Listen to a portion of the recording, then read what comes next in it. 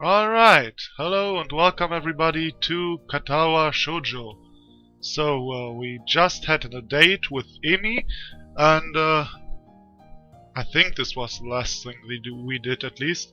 And now let's see how the story continues.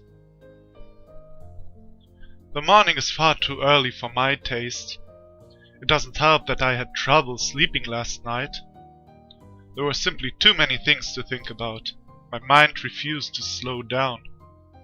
Instead, I replayed the rooftop, the park, and everything else over and over in my mind. There's a small part of my mind that is still paranoid that this all has been some kind of a joke. That I'll meet up with Emi at the track and she'll act like nothing happened yesterday. Pushing these thoughts to the back of my mind, I throw on my running clothes and open the door. Emi's waiting for me with her usual smile. You're late. Or at least you're not early today. Are you tired or something? I find myself ruefully rubbing the back of my head. Something like that, yeah. Lots to think about and all that. Emi giggles at my mild understatement. Yeah, I didn't sleep that well either. I was actually glad you weren't early, 'cause I wasn't early either. I wonder if the same thing kept us awake. Sorry. The image of her weeping face passes through my mind.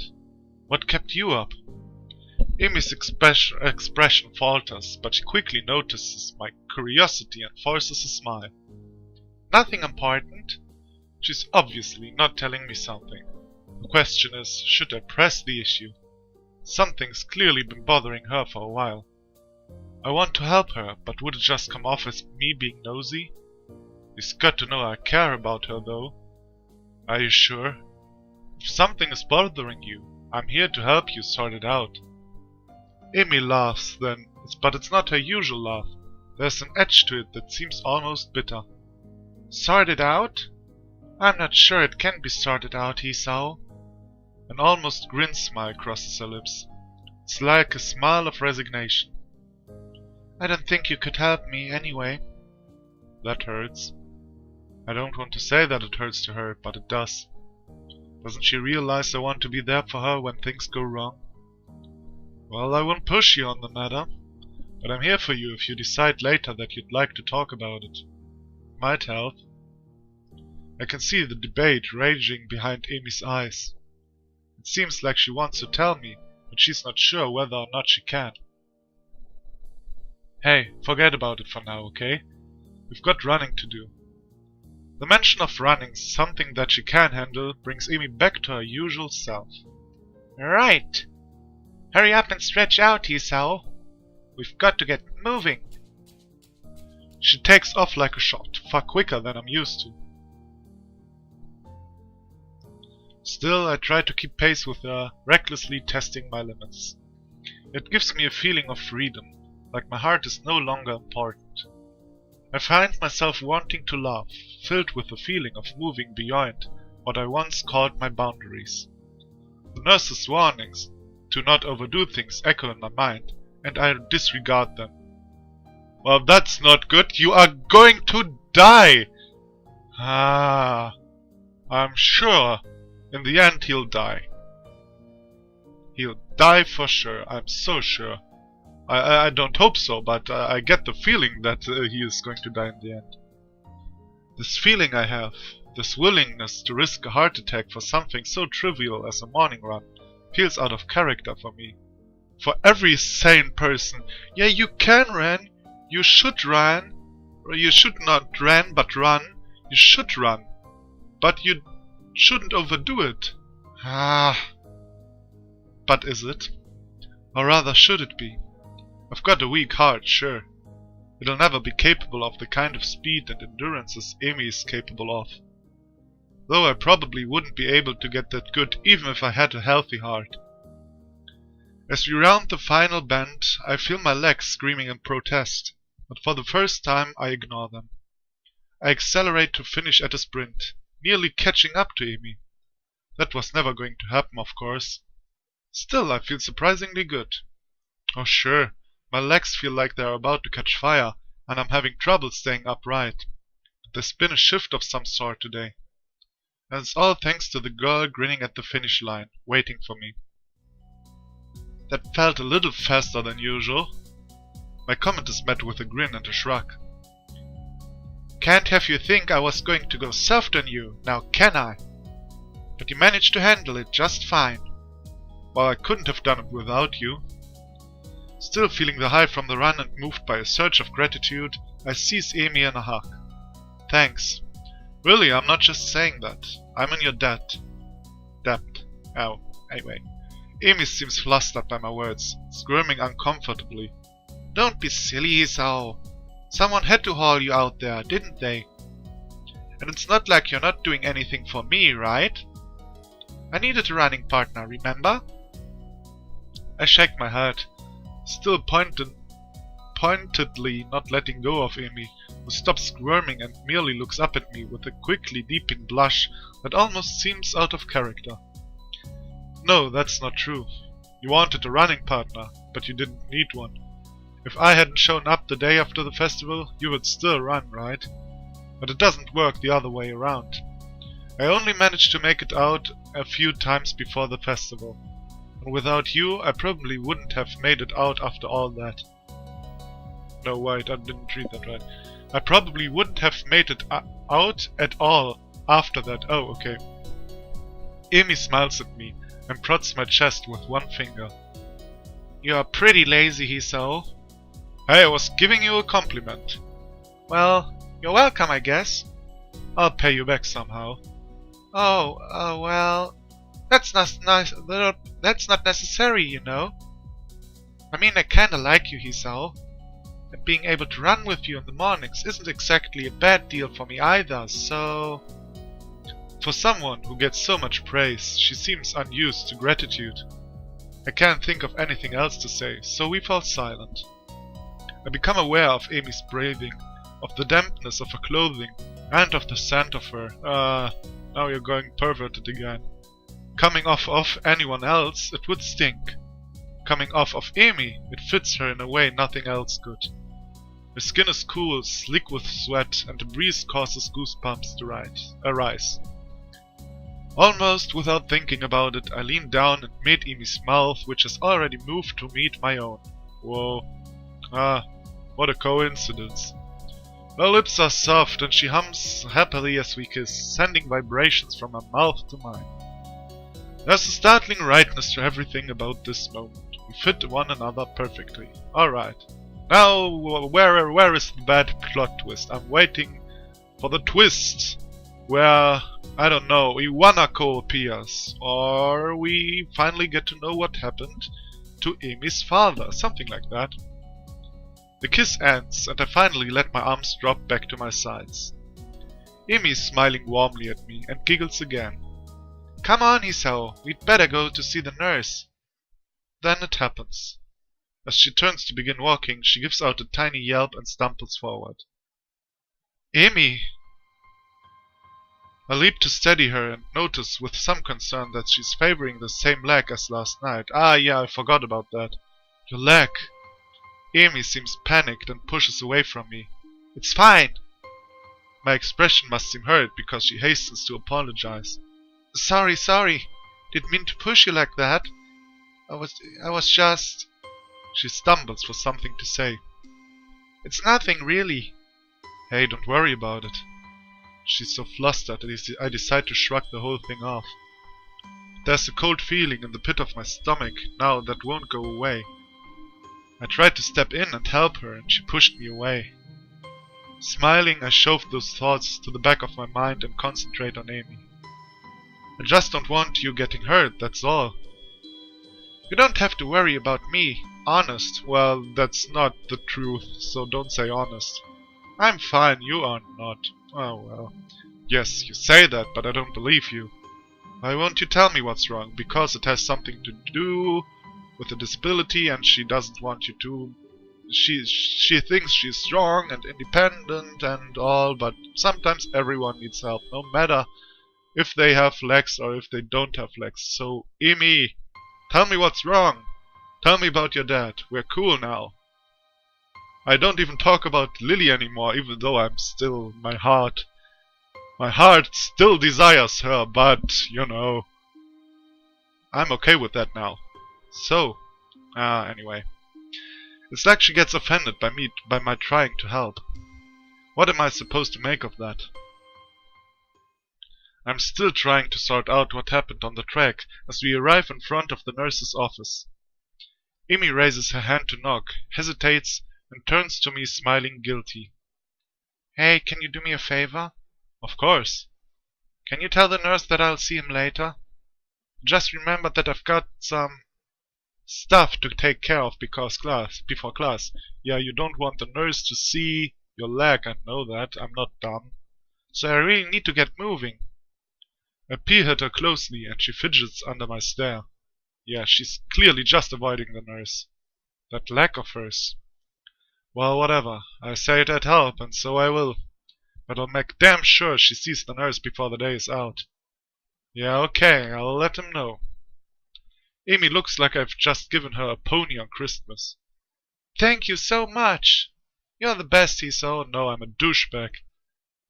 You're a douchebag. You have to make her go. Hiso, you are so dumb. I'm rewarded for my complicity in her lie by a kiss that makes it all worth it. Or so I tell myself. Yeah, you better tell yourself because it's not true. As Amy heads out of the building, trying hard not to let her limp show, I knock on the door of the office. Hiso, come in. I don't see Amy with you. She's not sick again, is she? From the tone of his voice, I don't think the nurse is expecting me to say yes, she's ill. She said that she'd forgotten to do something, and so she had to skip out, but she'll see you later today. The nurse heaves an exasperated sigh. Honestly, that girl, huh? She's been avoiding me. Yesterday she was in and out of here without even taking off her prosthetics. And now this. Well, at least it's not just me Amy doesn't want worrying. That's a comfort, I guess. Still, I feel like I should say something about her leg. I said I'd lied for her, but she really needs to see him. Right, good idea. Or maybe she'll take it as something, you know. Maybe she will be insulted by it, but she really, you know, she needs to see him. That's the problem. Now that you mention it, she was limping pretty badly today. And last night as well. The nurse's eyes narrow at the words, last night. And what exactly were you two doing last night? We were on a date. The nurse raises his eyebrows as if surprised. Really? Interesting. Sorry, wait just one moment, I have to... I'll be back in a second. Alright, we are back. Sorry, my throat was a little bit dry, so let's go on, shall we? Really? Interesting. Huh? Oh, nothing. His gaze turns thoughtful, and then he grins at me. You don't think you could use some of that boyfriend charm to get her come to see me today, could you? Of course, I was planning on doing that anyway. I think she's really hurt and just pretending she isn't. Yes, she does that. Afraid I'll make her stop running. Will you? I don't like to, but if it's bad enough that she's been limping, well... I guess I'll have to see what's wrong for myself before I make that call. I see. Amy not allowed to run. Perish the thought. I don't know if she'd be able to function without running. No wonder she's reluctant to admit anything is wrong. Well, I'll make sure she sees you. Good. Oh, and before I forget. He grins at me again in what feels like a vaguely threatening manner. Don't forget that I know what medications you're on. You'll be careful around Amy, got it? Wow, he looks serious too. I got it. Don't hurt Amy, would dream of it. Grand. I'd hate for you to be late. Huh? Late as in the late, as in the late Hisao Nakai. He frowns briefly, dissatisfied. Sounded better in my head. Well, at any rate, I liked the joke. Get out of here before you miss your first class. You've got things to do, I'm sure. Shoo! As I leave, I notice what was that shoo about. As I leave, I notice the nurse pulling out his phone and dialing a number. Meiko, your daughter's being a pain in the ass again. I'd better head back to my room, or I really will be late. Hey, wasn't he supposed to check my heart rate? Yeah, you'll die soon anyway, so...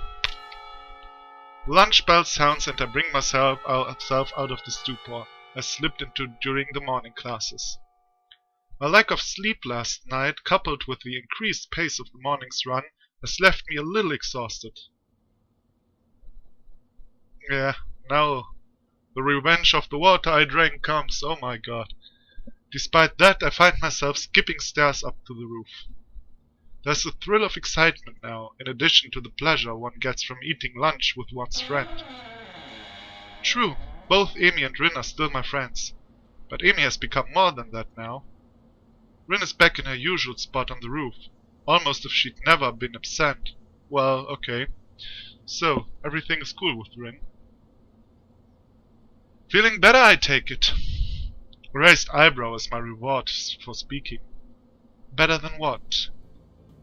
Better than you felt yesterday. Rin gives my question some serious thought. I'm not sure. I think I might have felt rather good for some of yesterday, but it's all fuzzy. Too much cold medicine. Well, I was asleep, and that usually is pretty good. But I can't remember what it feels like to be asleep, because I'm not conscious for it. It's a real problem. Yeah, I see where you're coming from. Then again, if I knew how good it felt, I might not sleep any... Oh, that's her. Then again, if I knew how good it felt, I might not sleep anymore. But this way I keep trying, so I guess that's how I can keep from being overtired. An eternal mystery to keep you sleeping at night. Maybe mystery is the wrong word. Intangibility might be the proper way to describe it. I see. No, I don't see it at all. I have no idea what she's talking about, but that's okay, since I rarely do. Do you remember what sleeping feels like? Like yesterday. Do you remember what you felt like sleeping yesterday? Well, I actually didn't get a lot of sleep yesterday. Huh. Maybe that's because you remember subconsciously. Actually, I think I was worrying about Amy. Doesn't Amy worry enough about herself? I hadn't considered that, but it gives me pause. True, but would she ask for help if she needed it? Rin frowns, and I raise an eyebrow. Will I get the proper response? Probably not. Is there something she should be asking for help with? Her leg, for starters. This seems to catch Rin's interest. Leg? It's hurt, but she won't see the nurse about it. Rin shakes her head in disapproval. You have to make her. Like she makes me go to class, for her own good. Otherwise she could lose her legs again, and that's just too weird. Losing things twice. Especially if you don't find them again to begin with. Unless prosthetics are the same as finding something. But that's a different kind of lost, isn't it? Yeah, very different kind. I think so. I wonder. Wonder what? Amy seems to have snuck up on Rin and me, though Rin doesn't seem especially surprised. Which is itself unsurprising, I suppose. Rin manages to sit herself upright quite expertly, throwing her upper body forward and using her momentum to right herself. Cool. Your leg, how's it feel? That earns me a frown and a bit of a glare. It's okay, I think. Not worth worrying about. Tell that to the nurse. He's quite insistent that you visit him, you know. Amy pouts like I've just told her she's been grounded. He worries too much. It's not a big deal, just a little soreness. I try to resist rolling my eyes in exasperation. If it's nothing, then you should have no problem seeing him, right? Amy narrows her eyes suspiciously. Did he put you up onto this? Well, maybe a little. No, that's not true. Well, he said that, but you wanted to make her go yourself, too. Yeah, but that's not the point. I would have reminded you to see him anyway. It It would be terrible to see you really hurt and not doing anything about it. That would make it worse, and I don't really want to see you hurt, you know. Call me crazy, but I kinda would prefer to see you happy and healthy. With each statement, Amy's frown fades a little more, till eventually she's grinning, albeit a little shy. Well, if you're going to put it that way, then I guess I'll have to see him. Otherwise you'll keep worrying, and then I'll never hear the end of it, right? If it was that easy, you could have made that in the morning, you know? That's right. I'll keep bugging you about it, and that might put a damper on our dates. How's the food, Hisao? Talk to the nurse, Amy. How was your day, Hisao? Talk to the nurse, Amy. Hisao, I think I'm ready to go. Oh. Really? Really? Talk to the nurse, Amy. See, it doesn't work that well. Amy giggles at my high-pitched redundation of her voice and gives me an affectionate shove. My voice isn't that high, jerk. Well, it's actually much higher when I do it. I thought this was pretty accurate. That picture. Amy and I stare at Rin for a while before I burst into laughter. Amy crosses her arms and huffs, mock-offended. You're both jerks. Such vile calumnies from you, young woman. I'm stunned that you would call me, of all people, a jerk. Honestly, I don't know what to think. Amy sticks her tongue out at me. You ass.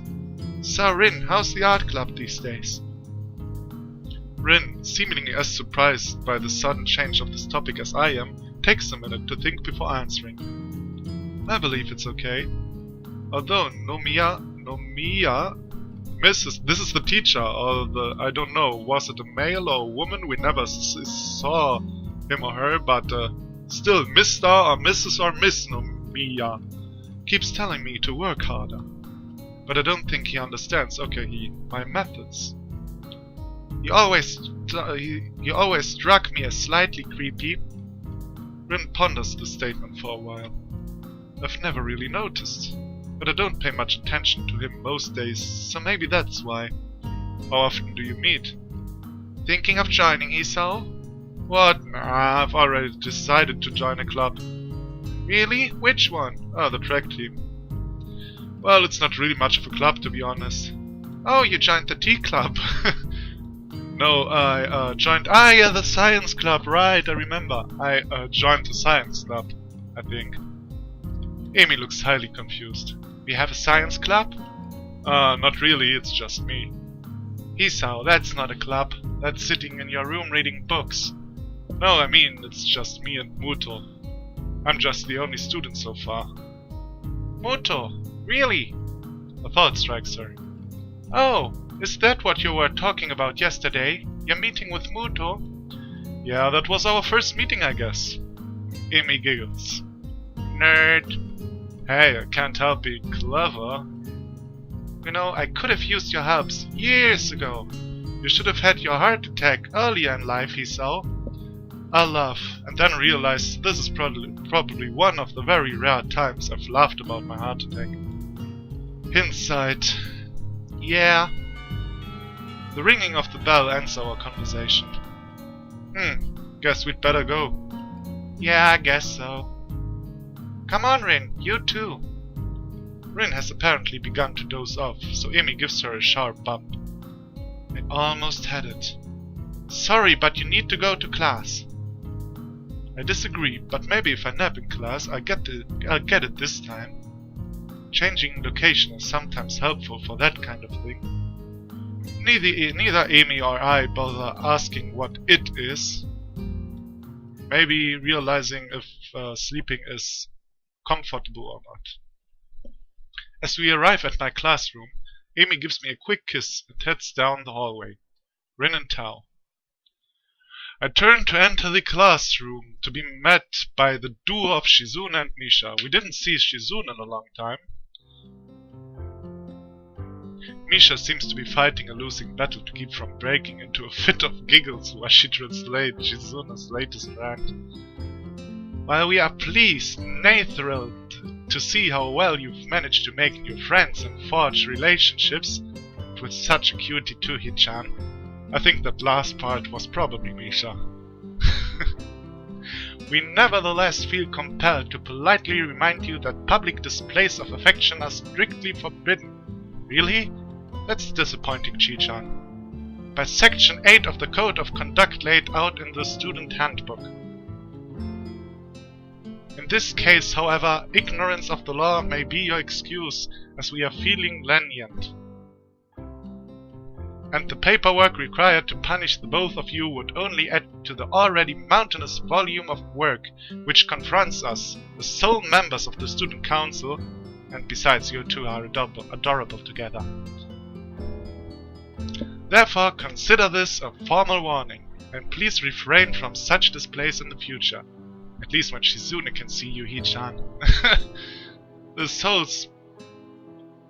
spiel, spiel means game in German, so I don't know if you use that in English, is so patently ridiculous that I can't help but reply in the same pompous manner. Well, I for one feel enlightened. I apologize profusely for my rash actions, and will strive to contain my baser impulses which, I fear, impel me towards such an inappropriate display of public affection. It is hardly my wish to burden an already overworked student council with such petty manners, and will do my best to make your lives easier in this matter in the future. At least when Shizune is watching. This last line is delivered with a wink to Misha, who finally loses control of her laughter. Yeah, you know, I don't do Misha's laughter, you already know that. Well said, Hichan. Chuckling a little myself, we enter the classroom. Class is uneventful, and after the final bell rings, I find myself alone with Muto again. So it looks like we've all assembled for the second meeting of the science club. We've all assembled. Or is it the first? What do you think? Should we count yesterday as a meeting? Well, we did form the club yesterday, didn't we? That seems like club business, so we can safely call yesterday a meeting. Muto smiles in his usual stilted and awkward way. I wonder if the muscles in his face are just not shaped correctly to let him smile naturally. You really do have a knack for this, I think. Logical thought process, that is. I guess so. A scientist speaks with authority, so the answer here is yes, I do. When the world wants to know how it works, we tell it, even if all we've got is a decent hypothesis. But we must sound certain anyway, because we are the authorities on the subject, right? You know, that is not right. And I could explain to you why this is not right, but I would probably bore people, so I'll act as if I didn't read that. He chuckles to go along with his awkward smile at his awkward joke. Oh, okay, so it was just a joke. Alright. But some people really do things like that, and I don't like them too much. I'm doing my best not to grimace, but I don't think I'm being too successful. That's entirely false, of course. Thank you, I'm glad. We know a lot, sure, but nobody's an expert in how the world works, if only because nobody can be sure. With no certainty, there are no experts. But we like to pretend sometimes. Sometimes it's okay. There's some things we can be certain of, right? Yes, but no. We know gravity is there, for example. To illustrate, Muto picks up a pencil and drops it. See? Still there. But it's good to check every once in a while. That's why you'll still see researchers mucking about with gravity. We're pretty sure we know how it works, but there's always a chance that something isn't how we think it is. So you check and check and check. That's science in a nutshell, he saw. You know, and this is why I really like physics. I really like physics. The only problem I had with physics in school was I am so bad at maths. And because I can't do mathematics well, I was never good at physics, so, you know.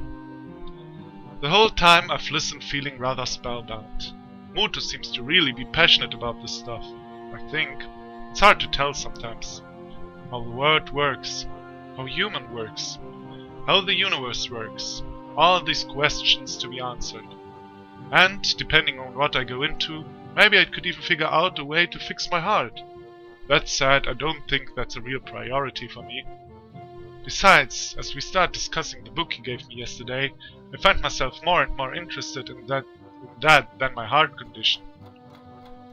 Yeah, biology is not so interesting. At least not to me, and it seems to Hiso neither. Neither to me nor to Hiso, that's right. Yeah, English. Sometimes I'm fighting with this language. Before we even realize it, an hour is gone. Well, let's call this meeting over for now, okay? We'll have another meeting tomorrow or the day after. He considers this for a moment. Call it the day after. I've got a lot of grading to do. Okay, see you then. As I exit the classroom, I realize that I don't really have anything to do tonight. Amy and I didn't make plans, so I guess I'll go to the library. It beats doing homework in my room anyway. Yeah, but you should go to Amy and tell her she needs to go to the nurse. Well. The library always seems cooler than the rest of the building. Probably to keep the books from getting damaged by excessive heat and humidity. Well, that's cool. That's necessary. I know a few things about books, and of course it's not good when it's too cold, but there is a certain temperature books need. Well, anyway. Books are sturdy objects, but if you want to keep them in good condition, it takes a little effort. I've got several books that are so well worn the pages are barely clinging to the spine. It seems impossible for them to still be usable, but if you handle them with care, right, that's the right attitude. I make my way to the main desk, where I spot Yuko busying herself with something or another. She smiles at me as I enter and waves. I wonder how she can work at the tea shop and at the library at the same time. Or maybe she works at the tea shop after the library closes, but this is like 6 PM. Or do I remember that wrong, that the library closed? I don't know, and I don't care. Hello, Hisao. Good to see you again. What are you looking for this time? Nothing in particular, I guess. I just didn't really feel like going back to my room, is all. Yuko nods. Well, if you're unoccupied, maybe you could help me look for something. Sure, what do you need? Yuko brings a finger to her lips and looks around furtively. She seems to be looking for eavesdroppers. Come closer. I take a few hesitant steps forward while feeling distinctly unnerved. Yuko lowers her voice to a confidential whisper. I'm on the trail of the Yamako cat burglar. What? Shh. Walls have ears, Hisao. Or they might. But listen, it's missing books, remember? Yeah. Well, they weren't missing. They were stolen. Yeah, by Kenji, I know that. I'm convinced of it. I remember you saying something of the sort earlier, but how do you know? Yuko leans in closer, and if possible, whispers even lower. Because I found one of his hiding places. Wow, a totally wrong expression for that. You did what? Yuko looks triumphant. Found one of his stashes. It was under one of the stairwells in the boys' dorm. 3 books I'd been looking for are all there. I'd suspected the thief before, but this proves it. So did you take the books back?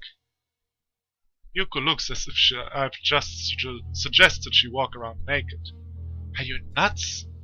You can't know I'm onto him. Might go to ground and evade capture. Ah. So what do you need my help with then? Yuko casts another glance around the library and leans in closer. You've got to spy for me. Spy? Yeah, like when you're in the dorms, you know.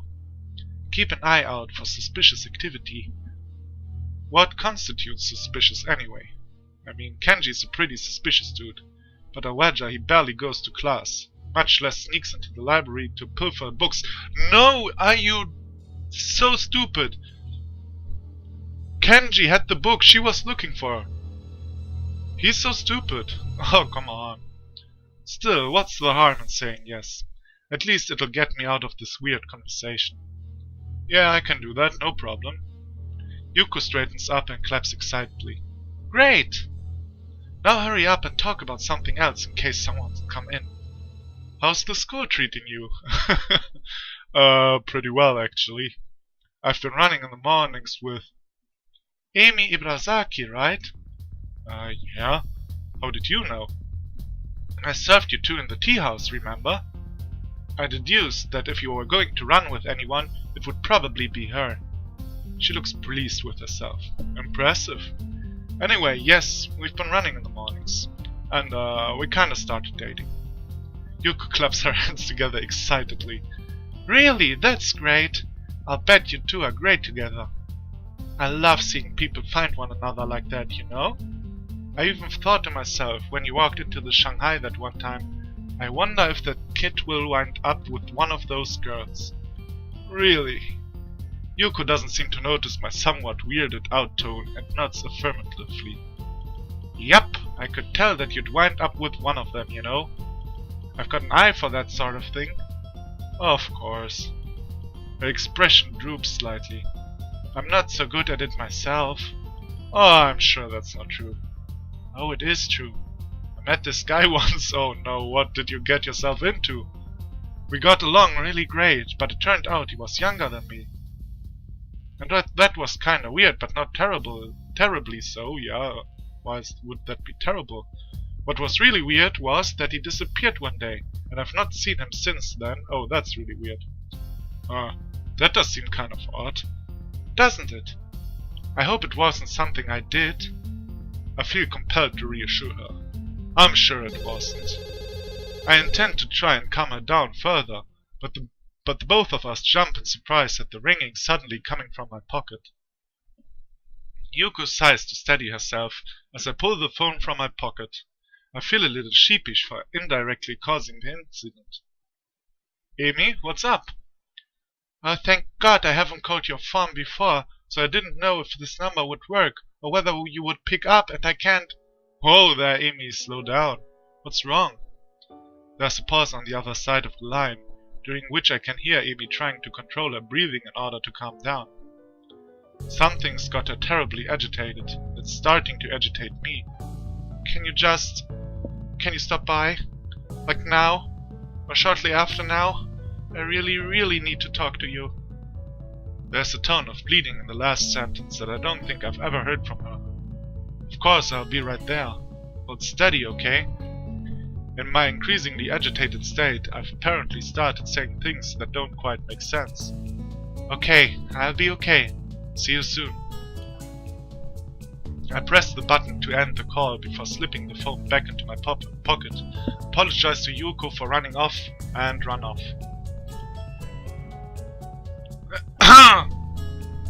Really, I need to drink a lot after that. Perhaps at some point I would have stopped to think about the time, or how suspicious it looks for a guy to enter the girl's dorm at this hour. Except right now I'm just concerned with getting to Amy and finding out what's wrong and how I can help her. I knock on the door and am greeted with a subdued "come in." Something is very wrong as I stare at the scene before me. Amy's there, yes, but she's in a wheelchair, and her legs are missing. I glance around the room and see them sitting in a corner, looking like they've been thrown there. Amy responds to my entrance with a lost-pitted grin that is both pleased to see me and completely, utterly heartbroken. Hi, Hisao. It looked like she's been crying, but if she was, she stopped now. I notice that I'm a little out of breath, having taken the stairs 2 at the time in order to get here. My heart doesn't seem to mind the strain though. I file this happy fact away for later consideration. Like when I am not staring somewhat dumbstruck at my girlfriend in a wheelchair. Realizing I've still not responded to her greeting, my brain lurches into gear. Amy, what happened? Guess I should have listened to you, Hisao. My leg's got a nasty infection. I'm not allowed to run on for it for at least a couple of weeks. She gives a bitter laugh that shouldn't be coming from her. I can't even walk on it. I could have used crutch and kept on one of my legs, but I didn't see the point. Why hop? You can't run on one leg. At least this way I can still, I don't know, roll fast or something. Yeah, that's good, right? My awkward attempt to look on the bright side seems appreciated, but not really effective. Amy shrugs again. It's just kind of a nuisance. I mean, we can't even eat up on the roof now. No wheelchair access. Yeah, but that's not a big deal, right? I mean, we can still eat together, and so that's the important thing. That lopsided grin again. It hurts to look at it. I suppose so, yeah. But like I said, it's a nuisance, whatever that means. I mean, I haven't really used a wheelchair in, she thinks for a minute, maybe 7 years? Something like that anyway. A long time. I'm afraid I'm a bit out of practice. Well, fortunately it's only temporary, right? Amy nods. Oh yeah, of course. It's not like I've lost him permanently. But it's a pain in the ass all the same. I nod sympathetically. There's not much else I can do after all. What am I gonna do? Say, I told you so? Although I did tell her to get that leg looked at. But by the time I noticed, it was too late anyway. Do you need help with anything? That is, can I help you with anything? Well, she was only 2 days not at the nurse. So, the one day the nurse didn't see her legs, and the other day, she didn't see the nurse, and then it's already too late? That's a bit stupid, but hey. Amy shakes her head and there's a bit of her usual grin back, but on the other hand I don't know how fast infections work, so I should better shut up. Nah, I can manage fine by myself. Although if you want to help me over to my bed, it would save me the trouble of rolling over there myself. I blush in spite of myself. Amy giggles. You're such a prude, Hisao. Not a prude, I just wouldn't want to take advantage of a young woman such as yourself. It's ungentlemanly. Ah, there you go. I wheel Amy's chair to her bed, easily scoop her up, and dispose her there. Deposit her there. She quickly sorts herself out and sits on the side. She's actually a little heavier than she looks. It would be rude of me to observe this aloud, of course. Man, you're kind of heavy. Amy hits me with a pillow. Ass. Just saying is all. Must be all that running. At the mention of running, Amy's grin falters slightly. Well, I guess I won't have to worry about that for a bit, huh? Maybe I'll lose some weight. That's what you do to lose weight, right? Cease physical activity? I'm pretty sure that's what the nurse would recommend. Speaking of which, are you going to still be showing up in the mornings? I tend to run alone. Ah, shit.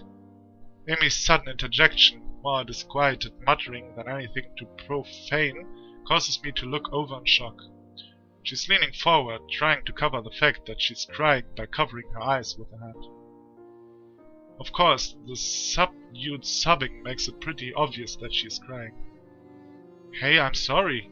Forget I said anything, okay? I place a hand gingerly around her and pull her close. I can think of nothing else to say or do. How do you comfort someone who's just lost their legs again? Amy wraps me in a hug and stays that way for a while. Sorry. I'm pretty bad at this whole comforting thing, I guess. Don't say that. I'm fine, really. Her voice is slightly muffled by my chest. I pat her head reassuringly. That's the spirit, right?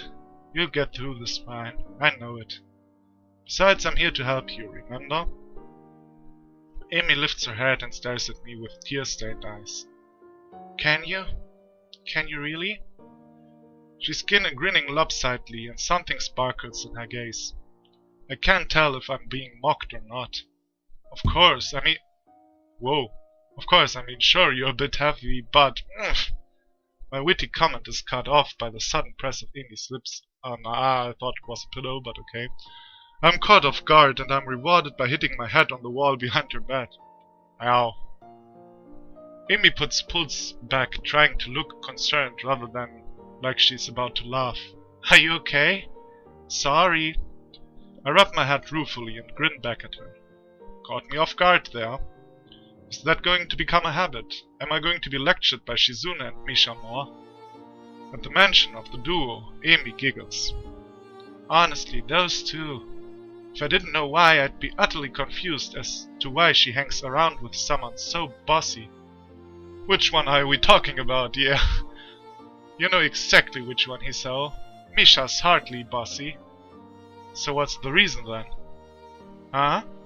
The reason why Misha hangs out around Shizune. Amy waves my question off with a smile. No idea. I see. Anyway, you seem to be forgetting the original question, don't you? Oh yes, I guess I am. You wouldn't mind giving a guy a little warning, would you? Otherwise, I'm liable to wind up with a concussion. I emphasize the point by rubbing at the back of my head. Amy giggles madly. You could wear a helmet. Some kids here do, you know. Or I could just take revenge. I could just take revenge. I grab a pillow from beside and whack Amy over the head. Amy topples off the bed and lands on the floor with a thump. Her arms promptly reappear on the bed and she manages to pull herself back up. She really has a surprising amount of strength in that little body. Her face is turned downwards and away from mine, making me think I might have accidentally hurt her. Amy, you okay? A hand shoots up and grabs my collar.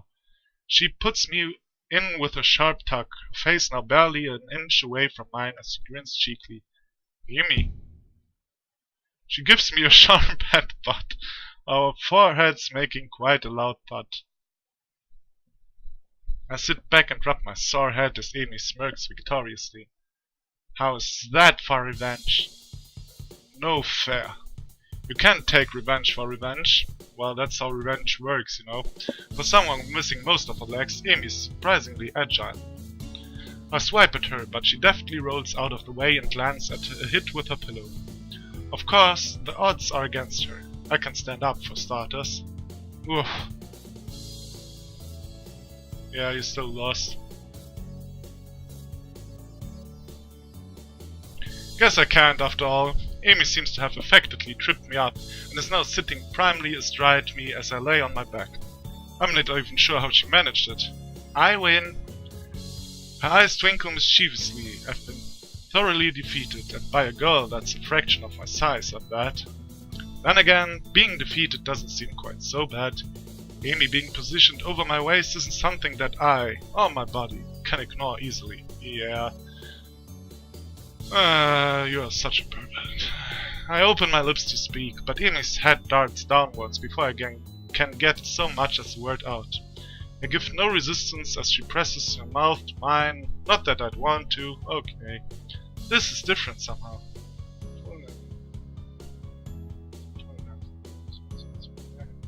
Aha. Okay, you can read that yourself. My mind starts to go foggy and I become vaguely aware of my hand traveling.